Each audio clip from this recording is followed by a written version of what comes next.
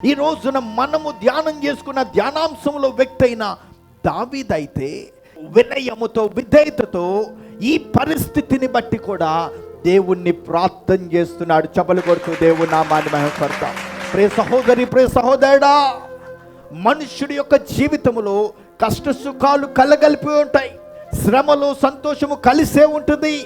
దావీదు ఎలాగైతే తన బిడ్డ కాపాడబడాలి, తన బిడ్డ రక్షించబడాలి, తన బిడ్డ తప్పించబడాలి, తన బిడ్డ సజీవంగా ఉండాలని ఆశపడుతున్నాడో, అదేవిధంగా తండ్రి అయిన దేవుడు నువ్వు ఎన్నిసార్లు ఆయన్ను వ్యతిరేకించినా, ఎన్నిసార్లు ఆయన్ని త్రోసివేసినా, ఎన్నిసార్లు ఆయన గాయాలు రేపినా, ఎన్నిసార్లు ఆయనకి ఇష్టం లేని క్రియలు, కార్యాలు, తలంపులు, నడక పడక ఉండినా, నా ప్రభు మాత్రము నువ్వు కాపాడబడాలని ఆశపడుతున్నాడు. హల్లెలూయా.